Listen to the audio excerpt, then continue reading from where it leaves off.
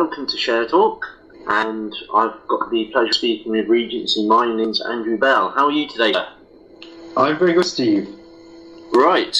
It's been an interesting few months. Obviously, Share Talk had you at their presentation event in Birmingham, which was very well received. Yeah. And you presented on your Rosa mine at that point in time, but you still had sort of due diligence to do, and you still had a lot of background work and research there to do.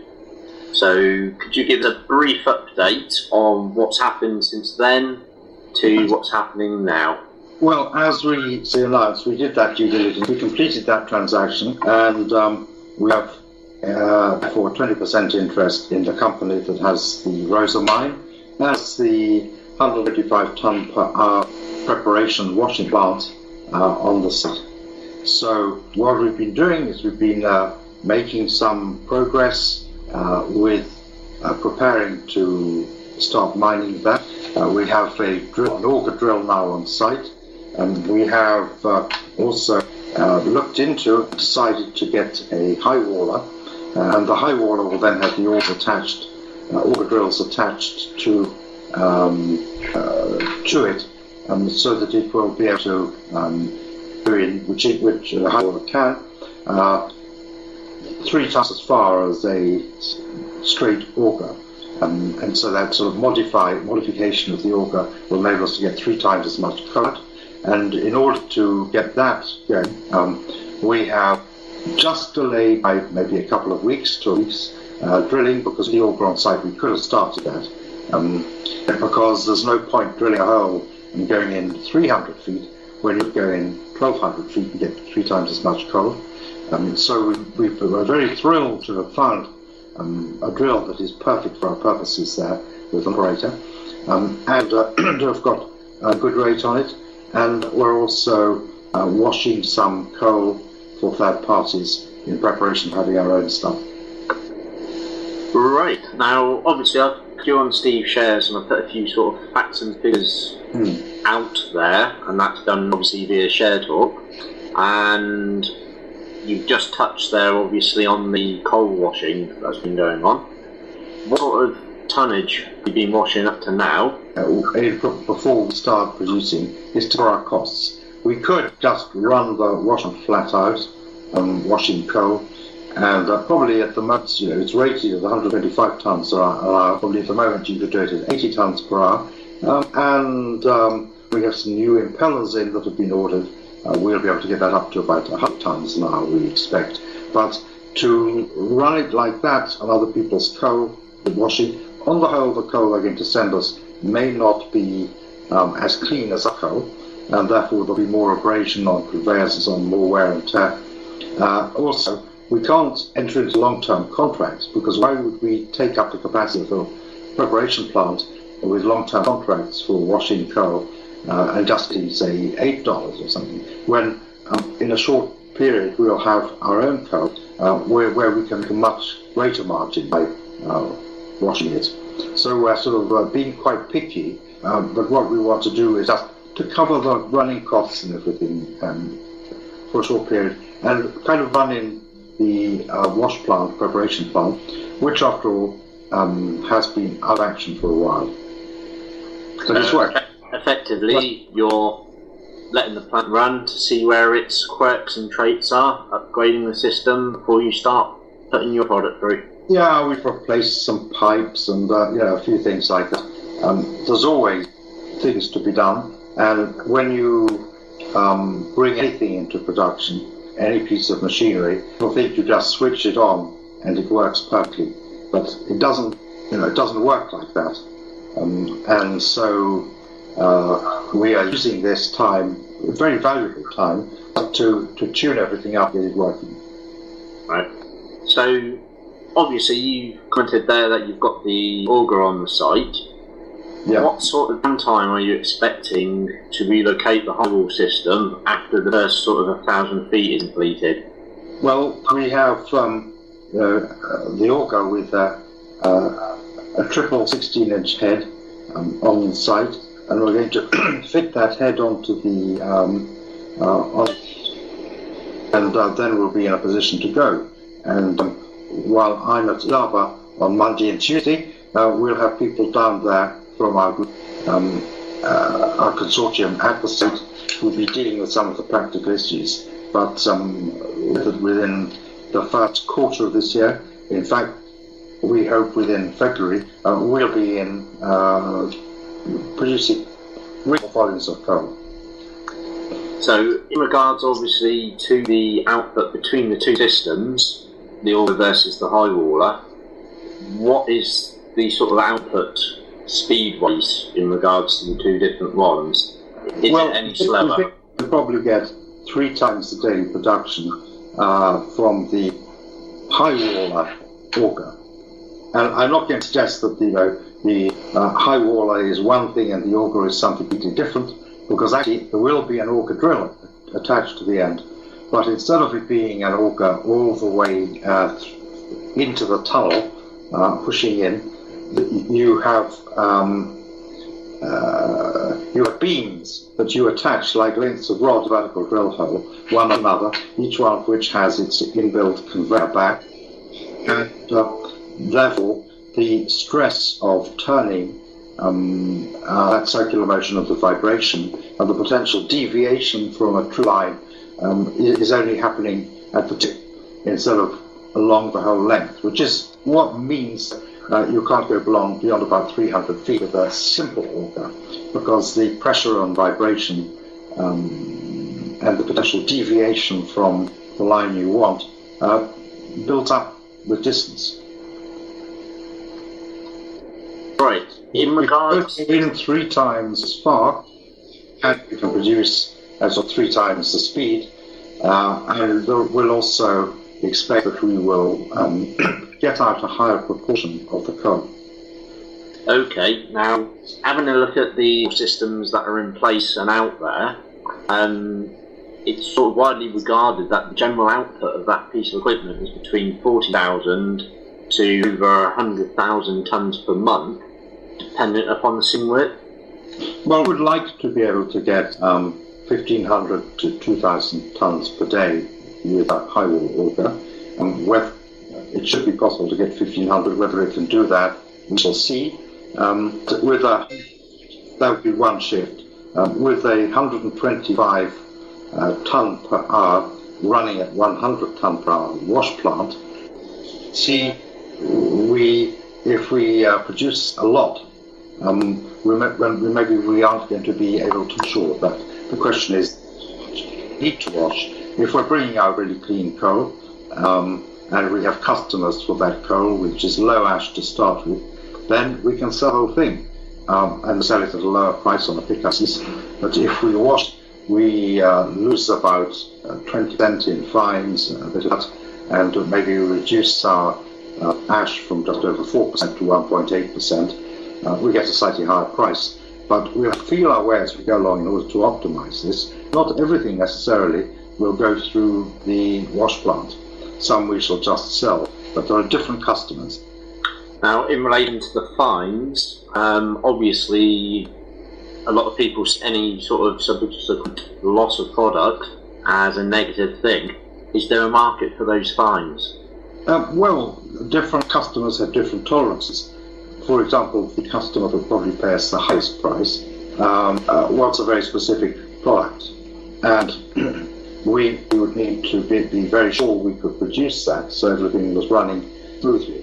So to start off with, we're going to be taking the simplest contract we can from a customer that will pay us a good price, but we'll pick it up, and we may not even need to wash.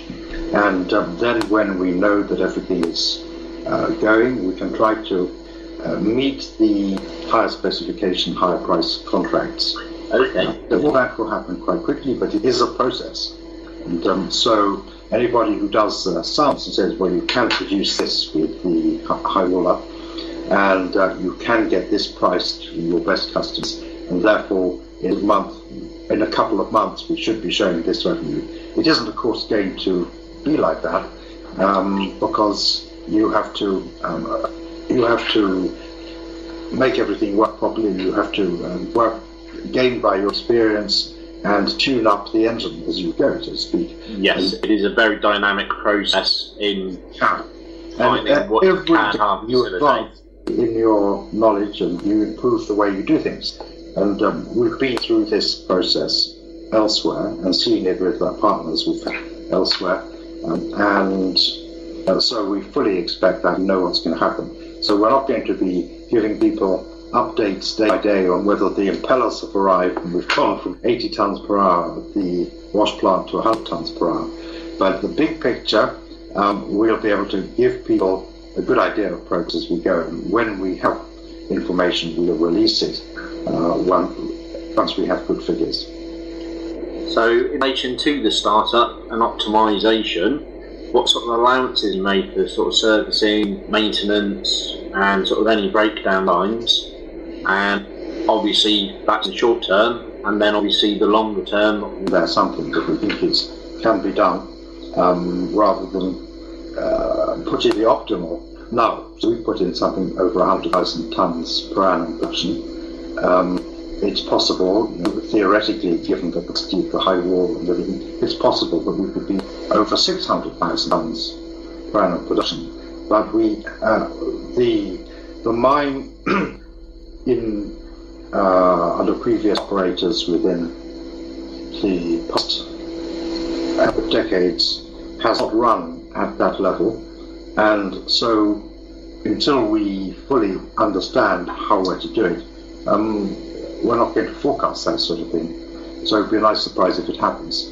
But the same team here that is involved in this is also through Red Rock Resources involved in the Chico mine using manganese in South Africa, where we have seen the production come on. It's a new mine, initially under 1 million tonnes a year, expected to the year to February this year up to 2.4 million tonnes, with a forecast of 3 million tonnes for the next year, and maybe 3.6. Now that's a formidable logistical exercise, producing and moving and selling that quantity of material.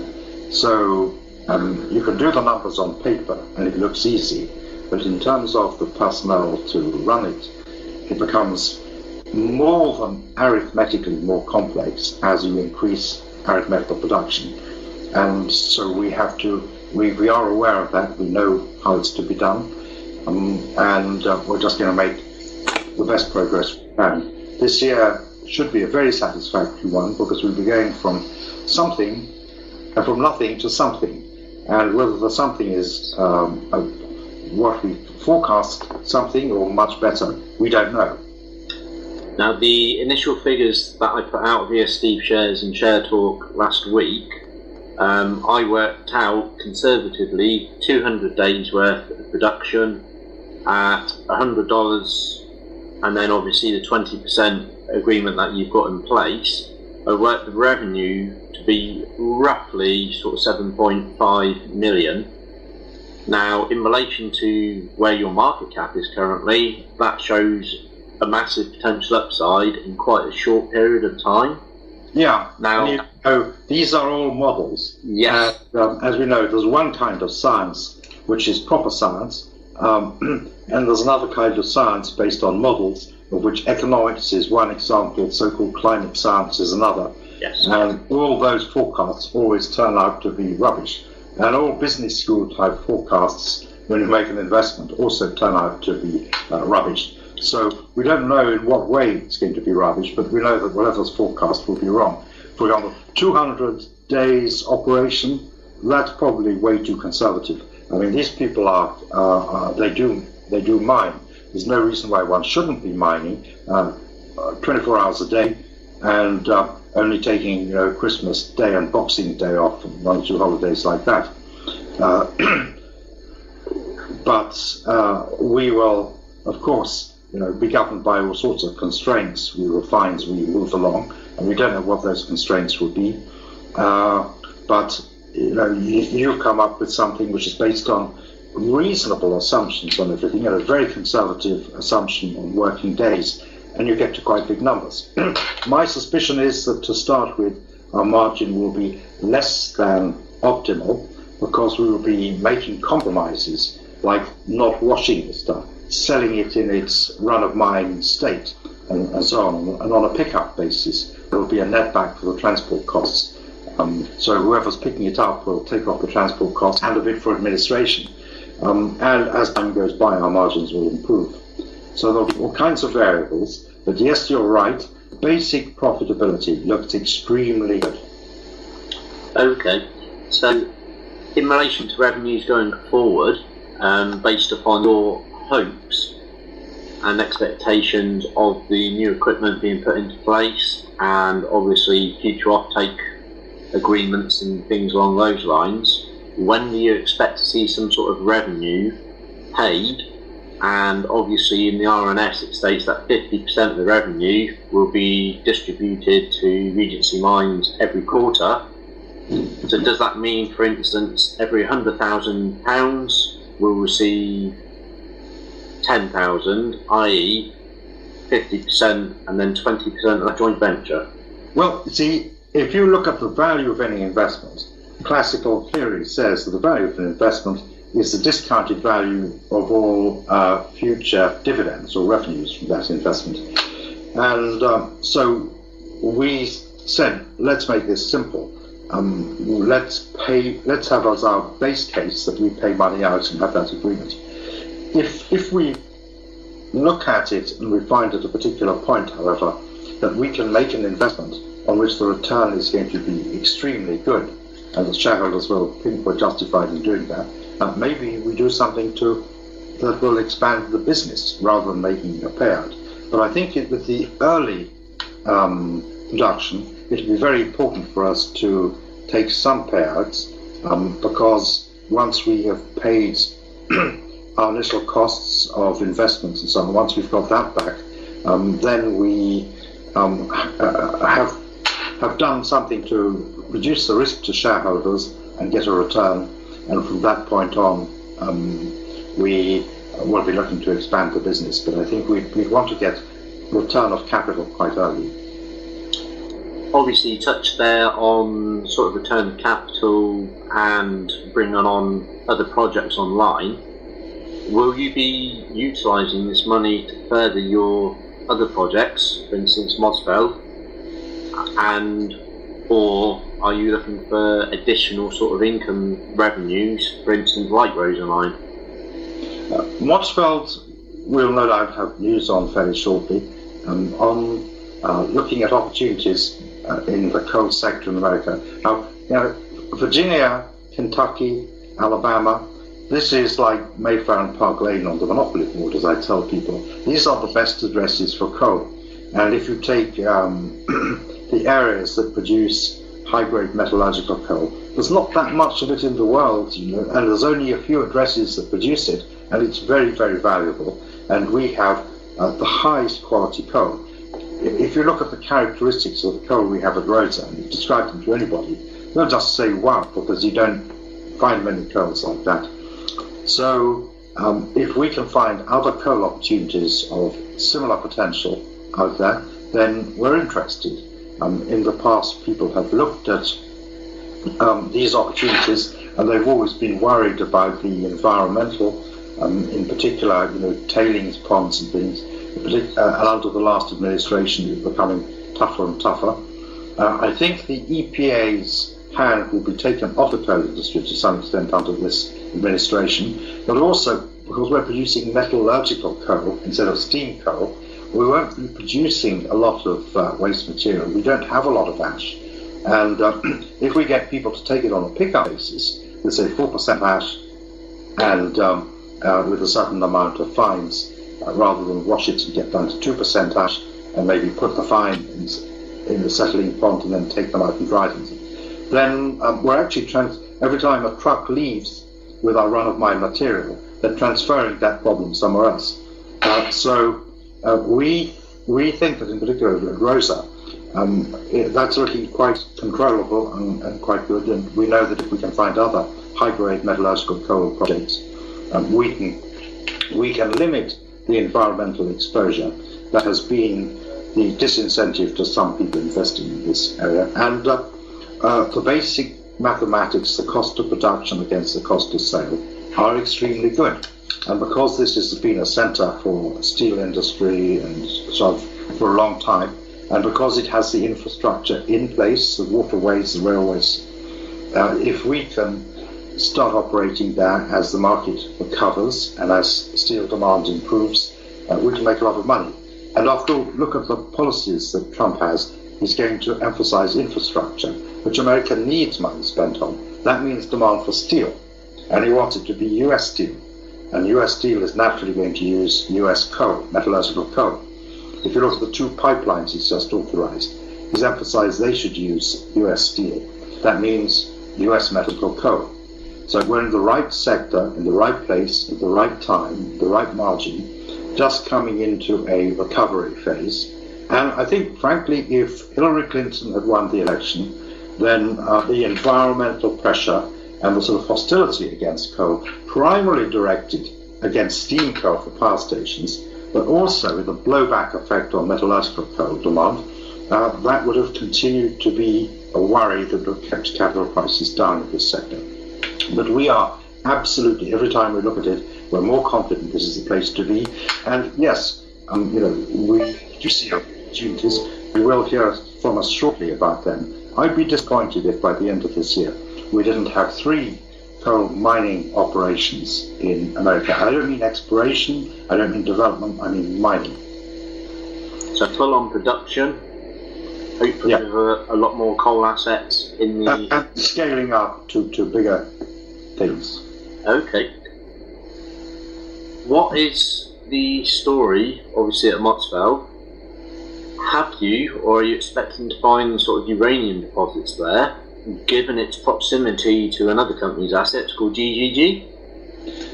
Well, it's only a very small part of that license that has been explored, and quite an inaccessible part. And it's the nature of these alkaline deposits that they have a lot of different zones in them with different mixes of those residual sort of minerals. And so certainly there will be areas where we will have uranium there. We don't know where, but I'm not sure that's going to be a major factor. We know we have tantalum and niobium and part of them. We'll have some rare earths. We have found manganese molybdenum nodules on the surface, and that's quite interesting to see what the implications of that are. But it's a large area, it's early stage of exploration. It's probably too big and too out of our comfort area for us to do without a partner. And because we're a small company with a small capitalization, we really are looking, in order to leverage ourselves up, at production and revenues at the moment. If we want something that is big and has exploration upside, we've also got Papua New Guinea and the nickel cobalt there. These are big projects, all of them, but each of them can absorb huge amounts of money if we're not careful, and we simply don't have that. So we are looking for partners to take that forward. Yeah. So obviously, looking forward, you've got Westport, and will you be looking to sort of invest further into that? Well, again, we've just come out with a new presentation, and I think we advanced that presentation in relation particularly to Westport, but also to some extent with Rosa, both in the presentation we gave the weekend and the presentation that's now up on the website. So there's more background and people can see. And the Westport story is exciting. That's coal bed methane in Oregon. And there's a secular, I think, uptrend in the price of gas against oil in the United States. And there's a possibility of them exporting gas. There's also a special market in Oregon, because the comparator that sets the prices is not Henry Hub, which is North United States. It is the cost of gas piped from Canada. And so you get a premium over Henry Hub. And here we've got 5 wells already drilled, just waiting for completion, a few yards from a pipeline, and those are going to be the initial ones which are raising the money and listing, which is going to be imminent, we think, Westport will be doing. But if it works, then that can be expanded to 300 or 400 wells at a time, and coal and methane sales will be will grow and grow and make this quite a big company. So we're in at the bottom. The price, the valuation where we put money in is a fraction of the money that we spent on this historically before it went into insolvency. And so buying things out of insolvency or out of the depths of recession, when they're not fashionable, we thought was a good way to go, and the opportunity that the bottom of the market at the beginning of last year gave us. And we've taken that opportunity. And already it's beginning to look right, and I think over the course of the next year, it'll look righter and righter and righter. So in relation to all of your assets then, you've got Rosa, obviously your near-term focus. What is the sort of medium and long-term aim for Regency Mining? And what asset do you think has got the biggest potential? I mean, look, I saw how quickly things can turn around. I've seen it in other commodities. But if we get in properly to these fields near the bottom now, we've already got a footprint there and we're starting. But if we build on this, this is the time when billion-dollar companies get made by doing this at the right time. And our aspiration must be to try to grow the company to be a billion-dollar company by moving fast. So we have to get to the right area at the right time. I think we've done that. Have some cash flow to give us support, and then have the aggression and the judgment to choose the right things. And so we ride the growth, the improvement, and the build-up of one or two good mines, and we become a big company. Remember that if a mine works well, it very quickly becomes a very valuable property. If we look again at Red Rock's investment in the Jupiter mine, where we have only a small stake now, that has gone from nothing 5 years ago to being worth $3 or $4 billion, and potentially could double again over the next 2 or 3 years. So coal is the big markets are iron ore, coal, to some extent manganese, and then among precious metals, gold. All the other metals are rounding errors. So, I've got no more questions for you there. Is there anything you would like to add at all? No. It's been an exciting beginning of the year, and we're going off to the Indaba conference in Cape Town over the weekend, and we'll be a few days away. And we'll catch up with what everyone else is doing and thinking, and I think that will help us energize our thoughts and reset. Also, we expect a lot of progress on the ground in coal country while we're away next week.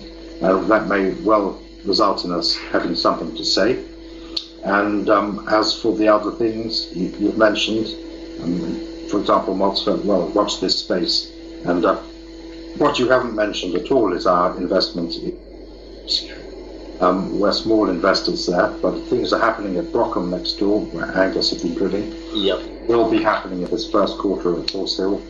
And it's interesting. We invested there at the beginning of last year. Every transaction since has been at a capital value more than twice the price that we invested at. So that gives us options, either to remain or to come out and use that money elsewhere. But I don't think there's going to be a shortage of news in relation to Horse Hill over the next few months as well. So we've got the coal, we've got Westport, and we've got Horse Hill with things happening. And as I say, I think there'll be developments with Motsfeld and maybe with the nickel. Well, with all of the assets you've got, I hope you get frequent flying miles. Too many of them. Well, as long as you're not flying first class all the time, I'm sure your shareholders will be happy. When we pay, it's economy or premium economy. Right, sir. Thank you very much for your time today, Andrew. It's been a pleasure speaking to you. Okay, bye. Thank you. Bye.